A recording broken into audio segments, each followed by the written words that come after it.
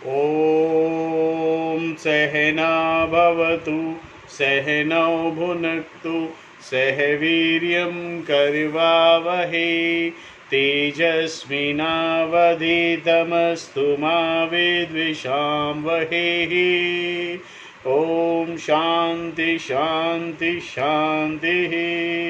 श्रुतिस्मृतिपुराणानाम् आलयं करुणालयं नमामि भगवत्पाद शङ्करं लोकशङ्करं शङ्करं शङ्कराचार्यं केशवं बादरायणं सूत्रभाष्यकृतौ वन्दे भगवन्तौ पुनः पुनः।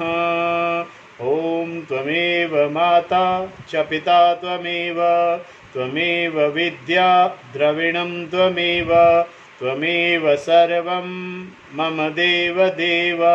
ओम गुरुदेव भगवान शिव शंकर भोलेनाथ कैलाशपति महाराज की जय। भगवान व्यास जी महाराज की जय। शंकराचार्य भगवान की जय। स्वामी चिन्मयानंद भगवान की जय। स्वामी दयानंद भगवान की जय। स्वामी प्रबुधानंद भगवान की जय।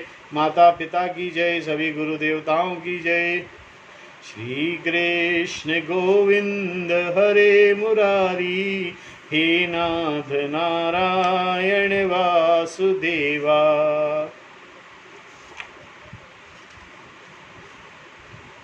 दूसरे अध्याय के 29वें श्लोक में कल हमने देखा था आश्चर्यवत् पश्यति कश्चिदेनमाश्चर्यवृद्वादति तदेव चान्यः आश्चर्यवचनं न मन्यः शृणोति श्रुत्वापयनं वेद न चैव कश्चित्। कोई इस आत्मा को आश्चर्य से देखता है और वैसे ही दूसरा आश्चर्य से इसके तत्व को कहता है। कोई अन्य इसे आश्चर्य से सुनता है और कोई इसे सुनकर भी बिल्कुल नहीं समझ पाता। यह बहुत आश्चर्य की बात है कि आज हम यहाँ पर ये कर रहे हैं, ये पाठ कर रहे हैं, ये श्लोक कर रहे हैं और इसे लोग सुनने की कोशिश भी कर रहे हैं। ये बहुत आश्चर्य की बात है। इस प्रकार आश्चर्य के ये कई पहलू हैं कि कोई सुनने का भी आश्चर्य है। इस आत्मा के बारे में बात करना भी एक आश्चर्य है। इस आत्मा को सुनना भी एक आश्चर्य है। इस आत्मा को सुनकर समझ पाना बहुत बड़ा आश्चर्य है। इस आत्मा को सुनकर समझकर और इसमें बह जाना महा आश्चर्य है। कुछ लोग इसे सुनते हैं, ये भी आश्चर्य है। कुछ लोग आत्मा का भजन करते हैं, जब भगवान का भजन करते हैं वो आत्मा का भजन है, ये भी आश्चर्य है। भक्ति भी आश्चर्य है। इस प्रकार आश्चर्य के ये कई पहलू हैं। आत्मदर्शन करने वाला एक आश्चर्य है। करोड़ों में कोई एक ज्ञाता आत्मा को जानने में समर्थ होकर आत्मा को एक आश्चर्य के रूप में देखता है। इसे जानने वाला भी एक आश्चर्य है। आत्मविद्या को सुनकर भी कई लोग इसका ग्रहण नहीं कर पाते, यह भी एक आश्चर्य की बात है। शंकराचार्य ने गीता भाष्य में इस दूसरे दृष्टिकोण से प्रस्तुत किया है। देहि नित्यं वध्योऽयं देहे सर्वस्य भारत तस्मात् सर्वाणि भूतानि न त्वं शोचितुस्तुमर्षि। हे भारत, सबके देह में रहने वाली यह आत्मा सदा ही अवध्य है, इसीलिए इन सभी प्राणियों के लिए तुम शोक करने के योग्य नहीं हो। भगवान कृष्ण ने इस अध्याय के 11वें श्लोक में कहा था कि शोक का कोई कारण नहीं है। यहाँ पर इसका उपसंहार करते हुए कहते हैं कि आत्मा सत्य है, इसीलिए नित्य है, काल से सीमित नहीं है। वह जन्म मृत्यु तथा किसी भी प्रकार के परिवर्तन से मुक्त है। हर एक प्राणी को जीवित स्थूल देह में निवास करने वाला देही, जिसे जीवात्मा कहते हैं, नाशवान नहीं है, अवध्य। जो नाशवान होता है उसे अवध्य कहते हैं। अवध्य का अर्थ है वह जो नाशवान नहीं है। अवध्य, वध्य, अवध्य, जिसका नाश न हो सके, वध्य।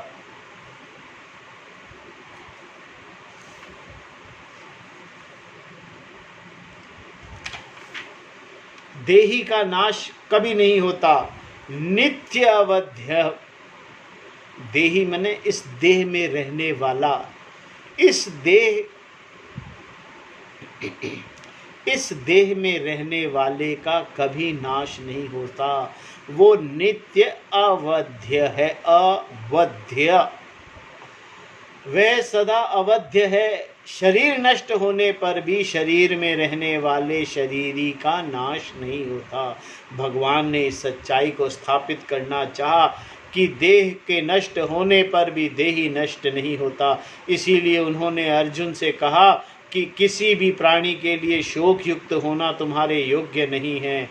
न त्वं शोचितुम अहर्षि। भगवान ने इसके लिए कई तर्क भी दिए। अनित्य शरीर का नाश से बचाकर रखने का कोई उपाय नहीं है तथा नित्य आत्मा का नाश भी नहीं हो सकता। अनित्य शरीर को नाश से बचाकर रखने का कोई उपाय नहीं है तथा नित्य आत्मा का नाश संभव नहीं है। दोनों दृष्टिकोण से शोक करने की कोई गुंजाइश नहीं है। किसी भी विषय परिस्थिति में भी शोक का कोई स्थान नहीं है, क्योंकि शोक के कारण बनकर आने वाली कोई भी परिस्थिति स्थायी नहीं रहती। शोक भी सुख की तरह आता है और चला जाता है, उसकी कोई बुनियाद नहीं है। इसीलिए हम यहाँ नहीं कह सकते कि अमुक परिस्थिति या विषय के कारण शोक होता है। शारीरिक पीड़ा या बीमारी का शोक नहीं कह सकते। यहाँ पर शोक की चर्चा हो रही है, शारीरिक पीड़ा की नहीं। तुम्हारे पास क्या है तथा क्या नहीं है उस पर शोक निर्भर नहीं करता। सोचने की विशेष रीति से शोक पैदा होता है। यह अपने आप पर केंद्रित है। इसका निवारण करना ही गीता का उद्देश्य है। इसीलिए भगवान बार बार कहते हैं कि तुम्हें शोक नहीं करना चाहिए। न त्वं शोचितुम अहर्षि। श्री कृष्ण ने इसे कई दृष्टिकोण से समझाया कि शोक का कोई कारण नहीं है। भाष्यकार ने कहा है कि पारमार्थिक या तत्व की दृष्टिकोण से देखा जाए तो शोक और मोह दोनों संभव ही नहीं है। सापेक्षिक या व्यावहारिक सत्ता की दृष्टि से भी शोक करना व्यर्थ है। अर्जुन कदाचित भगवान से ये कह सकता था, मैं भीष्म आदि के लिए चिंतित हो रहा हूँ और आप कह रहे हैं कि आत्मा की मृत्यु होती नहीं। भीष्म मेरे पितामह हैं, मैं उनका आदर करता हूँ, मैं उन्हें मार नहीं सकता। इसके बारे में मात्र सोचने से ही मुझे दुख होता है। और आप कह रहे हैं कि आत्मा नित्य है। फिर भी अर्जुन ने ऐसा नहीं कहा होगा। क्यों? क्योंकि उसने आत्मविद्या की मांग की थी। जब तक अर्जुन ने भगवान से यह विद्या नहीं मांगी थी तब तक भगवान श्री कृष्ण ने इसका प्रशिक्षण नहीं दिया। देखो जी, ये विद्या बिना मांगे नहीं मिल सकती। ब्रह्म विद्या मांगने पर अच्छी तरह भली भांति जिज्ञासु को परख कर जिज्ञासु की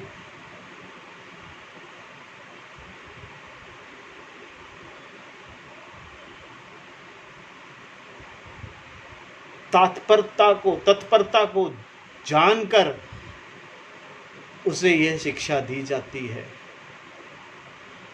वह केवल उसे युद्ध करने के लिए भी प्रोत्साहित कर रहे थे। अर्जुन द्वारा याचना किए जाने के बाद ही भगवान ने उन्हें ब्रह्म विद्या प्रदान करना शुरू किया। अर्जुन ने श्रेयस की मांग की और अपने आप को भगवान का शिष्य बताया। इसीलिए भगवान ने उन्हें आत्मविद्या दी। भगवान ने उन्हें अपना शिष्य अर्जुन के कहने के बाद उसे अपना शिष्य बनाया। और भगवान ने परख लिया कि अब ये ब्रह्म विद्या का विद्यार्थी है। कई सालों से साथ रह रहे थे, कभी उसे ब्रह्म ज्ञान नहीं दिया, कभी भी ब्रह्म ज्ञान की बात, ब्रह्म विद्या की बात भी नहीं की। युद्ध में अचानक एक, जिस दिन युद्ध शुरू होना है उस दिन सुबह दोनों सेनाओं के बीच में खड़े होकर भगवान उसे अब ब्रह्म विद्या का ज्ञान देते हैं। भगवान ने सापेक्षिक तथा पारमार्थिक दोनों दृष्टिकोण से आत्मा के बारे में समझाया। इसीलिए हमें यह समझना है कि किसी भी दृष्टिकोण से शोक का कोई कारण नहीं है। स्वधर्मपि चावेक्ष्य नाविकम्पितुं महर्षि रहसि धर्मार्यधि यद्धाच्छेयोऽन्यत् क्षत्रियस्य न विद्यते। स्वधर्म अपने कर्तव्य को अवेक्ष्य देख कर अपि भी विकम्पितुम विचलित होने के न अर्हसि योग्य नहीं हो ही, क्योंकि धर्मयात युद्धात युद्ध से अन्यत कोई और श्रेय कल्याणकारक कर्तव्य क्षत्रिय के लिए नहीं विद्यते, नहीं है। ये सिर्फ क्षत्रियों के लिए नहीं है, हर वर्ण के लिए है। और अपने कर्तव्य को देखकर भी तुम विचलित होने के योग्य नहीं हो, क्योंकि एक क्षत्रिय के लिए धर्म युक्त युद्ध से कल्याणकारक कोई और कर्तव्य नहीं है। किसी भी वर्ण के व्यक्ति के लिए उसके वर्णानुसार कार्य करने से बड़ा धर्म युक्त कार्य नहीं है। क्षत्रिय के लिए युद्ध करना धर्म युक्त है। यहाँ पर परमार्थ दृष्टिकोण से हटकर सापेक्षिक धर्म के दृष्टिकोण से श्री कृष्ण ने इस बात को समझाया है। जो सही है अर्थात जिसे करना चाहिए उसे धर्म कहते हैं। अर्जुन ने धर्म की गंभीर चर्चा की थी। युद्ध में धर्म का अनुसरण करने वालों की मृत्यु के कारण संभव होने वाली सामाजिक अव्यवस्था अर्थात वर्ण संकर तथा कुल धर्म के नाश से होने वाले नरकवास के बारे में कहा था। इसीलिए श्री कृष्ण ने धर्म तथा कुछ अन्य दृष्टिकोण से भी शोक की समस्या को देखना आवश्यक समझा। यहाँ तक कि सांसारिक दृष्टि से भी अवेक्ष्य का अर्थ यहाँ देखना है।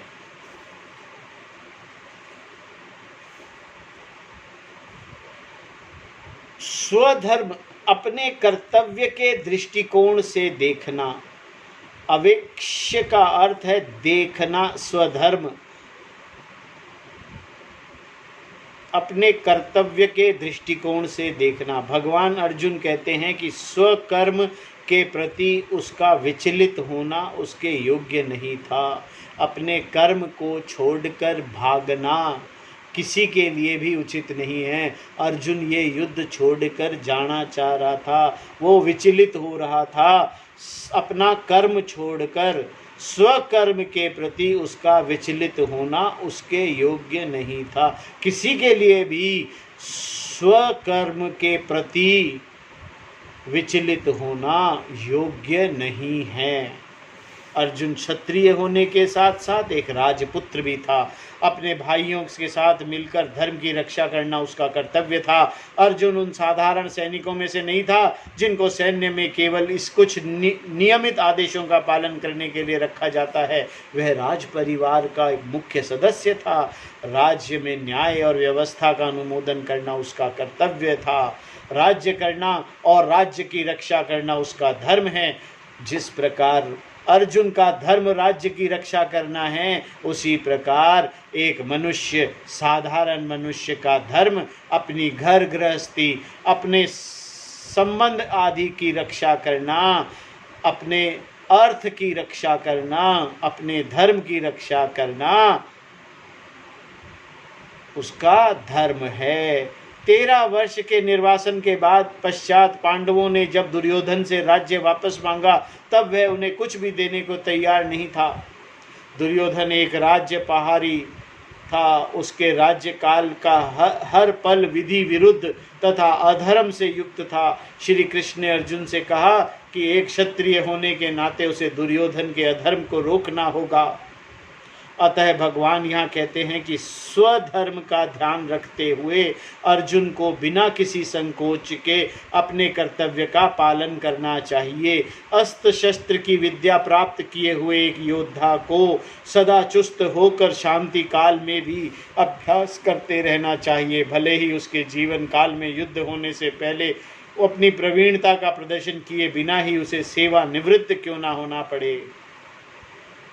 अपना कर्तव्य हर समय करना चाहिए।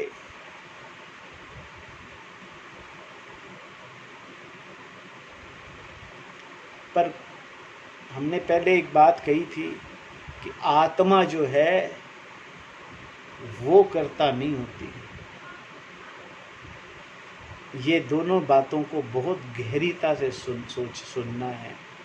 हमारे को कर्म करना है शरीर दृष्टि से, तत्व दृष्टि से कोई कर्म आत्मा नहीं करती, आत्म दृष्टि से कोई कर्म नहीं होता।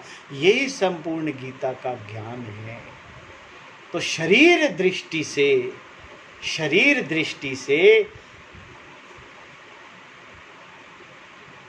एक योद्धा को, एक क्षत्रिय को युद्ध करना और युद्ध का सब आजीवन अभ्यास करते रहना, चाहे युद्ध हो या ना हो, उसे अपनी शक्तियां दिखाने का अवसर जन्म में मिले न मिले, फिर भी अपना प्रशिक्षण जारी रखना पड़ता है। युद्ध का न होना उसके और उसके परिवार के लिए भाग्य की बात हो सकती है। युद्ध करने का कोई उचित कारण न हो तो युद्ध नहीं करना बेहतर है, किंतु युद्ध में अपनी शिक्षा का सही उपयोग करने तथा दक्षता दिखाने का सौभाग्य प्राप्त हो तो उससे अच्छा क्या हो सकता है। युद्ध करना भी कदाचित सौभाग्य की बात हो सकती है, क्योंकि युद्ध विधि मान्य है। अगर किसी ने कुछ भला बुरा कह दिया तो उस पर वार करना सही नहीं होगा, लेकिन इस युद्ध ने अर्जुन को प्रतिशोध का एक सुनहरा मौका प्रस्तुत किया था, क्योंकि यह युद्ध धर्म की श्रेणी में आता था। जो धर्म के विरुद्ध नहीं होता उसे धर्म कहते हैं। धर्मात अनपेत्म धर्मयम, धर्म ही इस युद्ध का आधार था। ये कुरुक्षेत्र के अंदर युद्ध धर्म युद्ध था। धर्म युद्ध जब होगा तब भगवान हमेशा साथ होंगे। धर्म के पक्ष से लड़ने वाले भगवान होंगे। जिन लोगों ने अर्जुन को इस युद्ध में खींचा था वे सब निश्चित रूप से दंडनीय थे। अतः यह एक धर्म युद्ध था। सामान्यतः धर्म युद्ध शब्द का विपरीत अर्थ लगाया जाता है। धर्म की प्रतिष्ठा करना ही इस धर्म युद्ध का उद्देश्य था। राज्य पराहरण कर दिन दहाड़े धर्म का उल्लंघन करने वाले को दंडित करना ही उचित था। शरीर दृष्टि से अपने कर्तव्य का धर्म समझना जरूरी है। अगर वैश्य है तो उसका एक धर्म है, उसकी एक संहिता है, उसके अनुसार उसे अपना कर्म करना पड़ेगा शरीर दृष्टि से।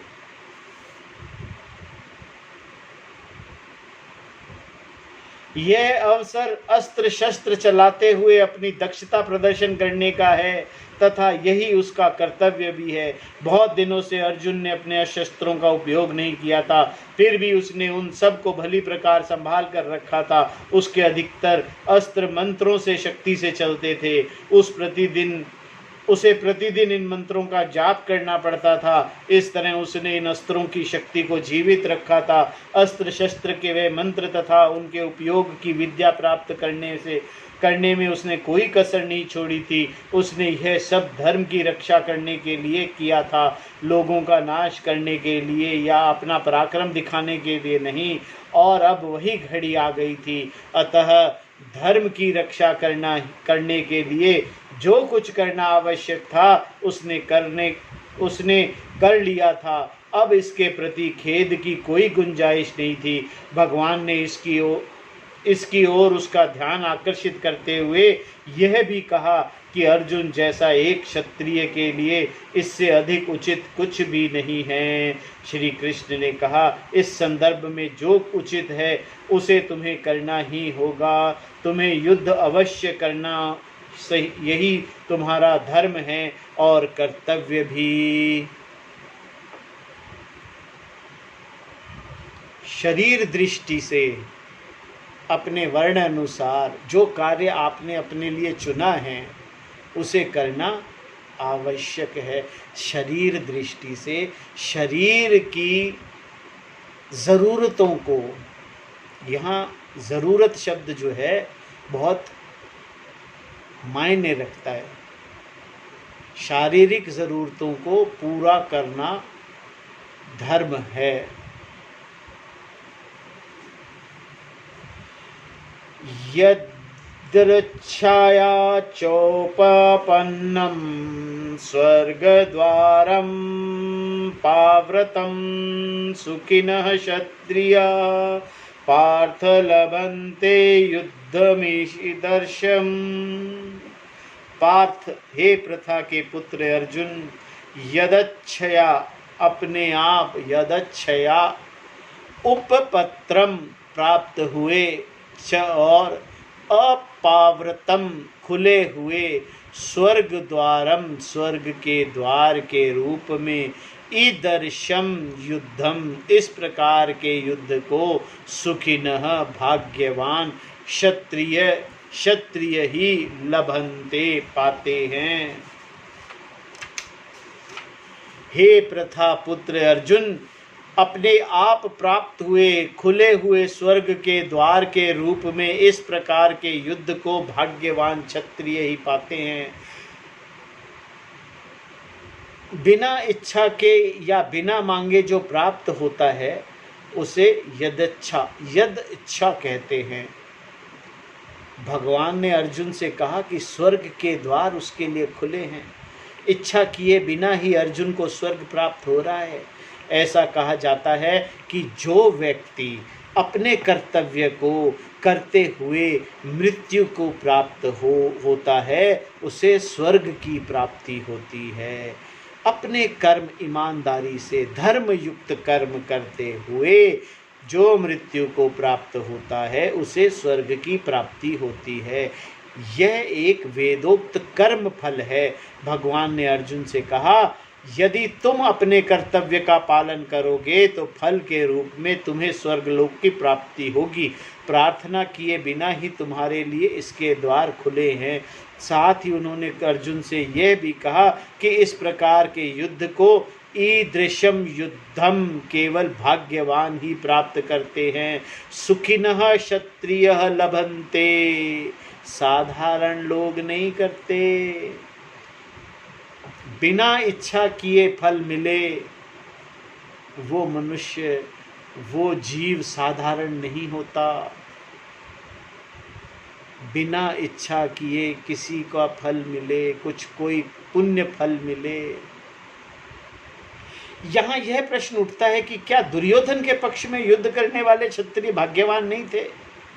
इसमें कोई शंका नहीं है कि वे सभी युद्ध करने आए थे, किंतु यह लोग एक राज्य पहाड़ी का समर्थन कर रहे थे, इसीलिए उनका मन साफ नहीं था। उनके मन में दुविधा थी। अर्जुन की तरह बिना किसी दुविधा के यह सभी युद्ध नहीं कर सकते थे। युद्ध करने में इन सभी लोगों का अपना कोई कारण कदाचित रहा होगा। यह लोग भी कर्तव्य के रूप में ही युद्ध कर रहे थे, फिर भी उनके मन में दुविधा बनी हुई थी। योद्धा होने के नाते वह केवल उन्हें दिए गए आदेशों का पालन ही कर सकते थे, अतः वह भी अपने स्वार्थ धर्म का पालन कर रहे थे। लेकिन उनका नायक एक राज अपहारी था, इसीलिए उनका युद्ध धर्म्य नहीं था। आप अपना कर्म किस ओर से कर रहे हैं ये बहुत आवश्यक है समझना कि ये कर्म पाप कर्म है या पुण्य कर्म है, पाप कर्म नहीं है। इसके लिए आपको ये पहलू भी देखना होगा कि ये किस दृष्टिकोण से आप इस कर्म को कर रहे हैं। पितामह भीष्म और द्रोणाचार्य सहित दुर्योधन की सेना के सभी सैनिकों को इस बात का पता था कि वह सभी अधर्म का साथ दे रहे हैं, लेकिन यह सभी दुर्योधन के ऋणी थे। यह युद्ध उन पर थोपा गया था, पर अर्जुन के लिए ऐसा नहीं था। युद्ध कोई नहीं चाहता था, फिर भी एक क्षत्रिय के लिए धर्म की रक्षा करने का इससे अच्छा अवसर कभी नहीं प्राप्त होगा। अर्जुन एक योद्धा था, इसीलिए भगवान ने उससे कहा होगा, धर्म में युद्ध करने का अवसर केवल भाग्यवान क्षत्रियों को प्राप्त होता है। तुम्हारे लिए अब यह युद्ध राज्य प्राप्त करने की आकांक्षा के रूप में नहीं है, क्योंकि तुमने युद्ध को टालने के सभी उपाय और विकल्प प्रस्तुत किए थे। यहाँ तक कि 5 कमरे का एक छोटा सा घर भी तुम्हारे लिए स्वीकारनीय था, फिर भी युद्ध घोषित हुआ। निश्चित रूप से यह धर्म में युद्ध ही है। धर्म के दृष्टिकोण से भी तुम्हारे लिए शोक का कोई कारण नहीं है। जितने भी कर्म आप करते हैं वो धर्म युक्त होने चाहिए। पाप युक्त या पुण्य युक्त ये अलग विषय है।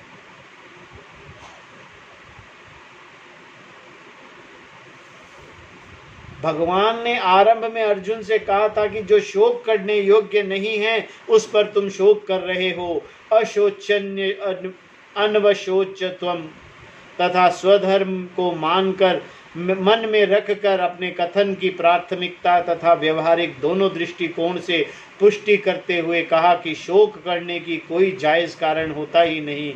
धर्मशास्त्र की दृष्टि से अर्जुन की दुविधा की ओर देखा जाए तो इस बात का ध्यान रखना चाहिए कि हर कर्तव्य का अपना कर्म फल होता है। धर्मशास्त्र में क्या करना चाहिए तथा क्या नहीं करना चाहिए और क्या सही तथा क्या गलत है, इसका वर्णन है। कर्म करने के बाद मन में संघर्ष का उत्पन्न नहीं होना सही कर्म का दृष्ट फल है। शास्त्र में अदृष्ट फल के बारे में भी कहा गया है, जो जीव के नाम पर संचित होता है। युद्ध करना अर्जुन का कर्तव्य था। इस धर्म युद्ध के कारण उसके लिए स्वर्ग के द्वार अपने आप खुल गए, किंतु कर्म फल होने के कारण स्वर्ग एक सापेक्षिक फल ही है। युद्ध संयोग से बिना किसी प्रार्थना के यह फल अर्जुन के लिए निश्चित था। उसे केवल युद्ध के रूप में अपना कर्तव्य निभाना था। किसी भाग्यवान को ही ऐसा अवसर मिलता है। किसी तर्क को देते हुए भगवान ने आगे कहा है, अथ चेत्त्वमिमं धर्मय संग्रामं न करिष्यसि ततः स्वधर्मकीर्ति च हित्वा पापं वाप्स्यसि।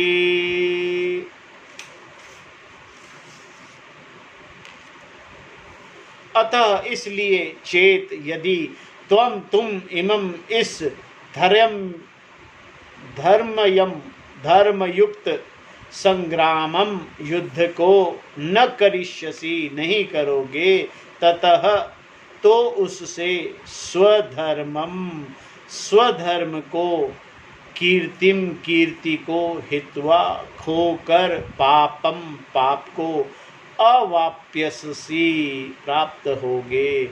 इसीलिए यदि तुम इस धर्म युक्त युद्ध को नहीं करोगे तो स्वधर्म और कीर्ति को खोकर पाप को प्राप्त होगे। भगवान ने अर्जुन से कहा कि अगर तुम इस युद्ध को नहीं किया तो इससे उसका धर्म नष्ट हो जाएगा, वह अपने कर्तव्य से च्युत हो जाएगा। नष्ट होने का अर्थ है कर्तव्य से नहीं करना, कर्तव्य के नहीं करने से पुण्य अर्जित करने का अवसर खो देना। इससे नाम और यश जो उसने अर्जित किया था दोनों ही नष्ट हो जाएंगे।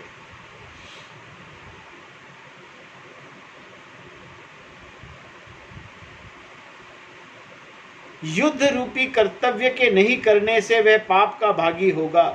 इससे पहले अर्जुन ने कहा था कि युद्ध करने से वह पाप को प्राप्त होगा, लेकिन यहाँ पर भगवान कहते हैं कि युद्ध नहीं करने से वह पाप का अधिकारी होगा, क्योंकि इससे उसके मन में कर्तव्य नहीं करने का पश्चाताप होगा। युद्ध नहीं करने से पाप नहीं लगता, पर युद्ध के मुंह मोड़ना अपने कर्तव्य को नहीं करने के बराबर है। अतः यह पाप का कारण होगा। अपना कर्तव्य हर हाल में करना चाहिए। अपना कर्तव्य जो शरीर दृष्टि से है उसे करना जरूरी है। इसीलिए भगवान ने कहा पापम अवाप्यसी, तथा वह अपना यश भी खो बैठेगा। भगवान महादेव के संपर्क में आने के बाद अर्जुन यशस्वी बना। एक बार शिकारी के वेश में भगवान शिव जी ने उसे दर्शन दिए थे। अर्जुन ने वन में एक वाराह का शिकार किया। अपने शिकार को लेने के लिए जब वह आगे बढ़ा तब शिकारी के रूप में आए शिव जी ने कहा कि यह वराह उनका शिकार है। दोनों एक दूसरे से बहस करने लगे। भगवान शिव ने उसे ललकारा। अर्जुन ने शीघ्र ही समझ गया कि यह कोई साधारण शिकारी नहीं है। युद्ध में उसने शिव जी की बराबरी करने का प्रयास किया। इससे प्रसन्न होकर भगवान ने उसे पशुपात नामक एक पशुपात अस्त्र दिया। अर्जुन के इस पराक्रम से उसका नाम प्रसिद्ध हो गया। इसीलिए श्री कृष्ण ने कहा कि यदि वह युद्ध से मुंह मोड़ लेगा तो उसकी कीर्ति नष्ट हो जाएगी और वह पाप का भागी होगा। कीर्तिम हित्वा पापम अवाप्यसी।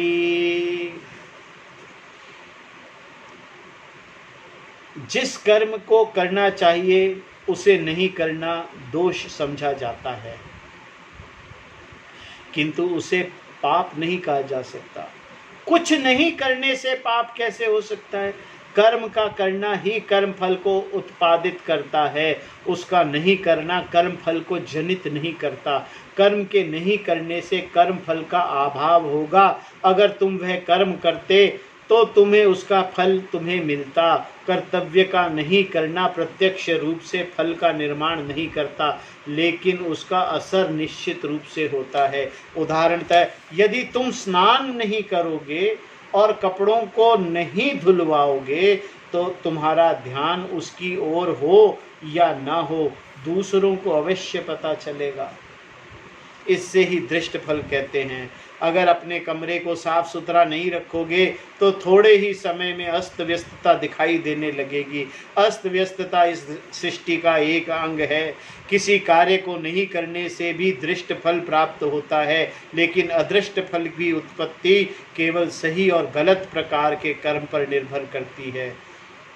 ऐसा कहना निरर्थक है कि कर्म नहीं करने से कोई पाप को प्राप्त होता है। यह बात ध्यान देने योग्य है कि यदि हम अपना कर्तव्य नहीं करेंगे तो उसकी जगह अवश्य कुछ अन्य कर्म करेंगे, जिससे कोई अनिष्ट अदृष्ट फल पैदा हो सकता है। युद्ध से भाग जाना भी एक कर्म है। यदि अर्जुन ने ऐसा नहीं किया तो वह कर्तव्य का त्याग कहलाता। कर्तव्य को छोड़कर अन्य कर्म को करना जो उसका कर्तव्य नहीं है, अवश्य ही किसी अनिष्ट फल को आकर्षित करेगा। इसीलिए भगवान ने धर्म को ध्यान में रखते हुए कहा कि यदि अर्जुन ऐसा करे तो वह पाप को रोक नहीं पाएगा, साथ ही उसका यश भी नष्ट हो जाएगा। अर्जुन के मन में यह शंका हो सकती थी कि युद्ध से विमुख होने पर उसकी कीर्ति नष्ट कैसे होगी। कदाचित उसकी विपरीत लोगों की उसकी प्रशंसा करते हुए कहेंगे कि अर्जुन इतना दयावान था कि वह राज्य का त्याग कर वन की ओर चला गया। वह कर्ण, द्रोणाचार्य आदि के अस्त्रों का प्रतिरोध कर सकता था। वह विजयी होने में समर्थ था, फिर भी उसने सब कुछ त्याग दिया। कितनी करुणा थी अर्जुन में। लेकिन भगवान ने कहा कि ऐसा कदापि नहीं होगा। ओम तत्सत। ओम पूर्णमदः पूर्णमिदं पूर्णात् पूर्णमुदच्यते पूर्णस्य पूर्णमादाय पूर्णमेवावशिष्यते।